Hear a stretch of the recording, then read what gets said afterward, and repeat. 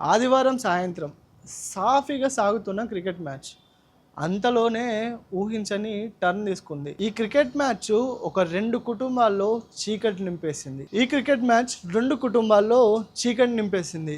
ఒక నిండు ప్రాణాన్ని బలిగొనింది. విశాఖపట్నంలోని ఆవిరిలోవలో ఒక స్థానిక యువకులు అక్కడ క్రికెట్ ఆడుతున్నారు. ఈ క్రికెట్ ఆడే క్రమంలో పరుగుల్లో చిన్న మనస్పర్ధం స్టార్ట్ అయ్యి చిన్నపాటి గొడవగా సాగింది.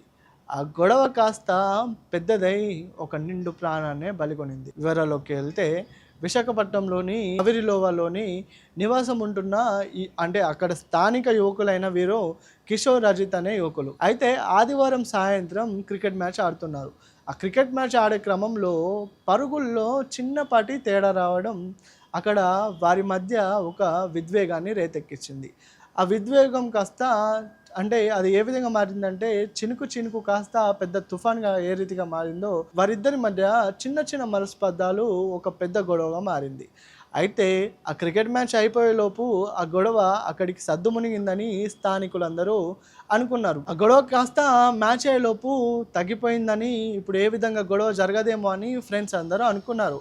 అయితే మ్యాచ్ అయిపోయిన తర్వాత కౌశిక్ అనే యువకుడు అజిత్ పైన కత్తితో విచక్షణ రహితంగా దాడి చేసి అతన్ని అక్కడే హతమార్చాడు. స్థానికంగా ఈ విషయం అక్కడి స్థానికుల్లో భయాందోళనకు గురవుతుంది. అయితే మ్యాచ్ అయిపోయింది, అప్పుడు గొడవ జరిగింది, ఆ గొడవ కాస్త సద్దుమునిగింది. ఇంతలోనే అతి కిరాతకంగా అతని ఏ విధంగా చేశాడని కొంతమంది అయితే చెప్పుకుంటున్నారు.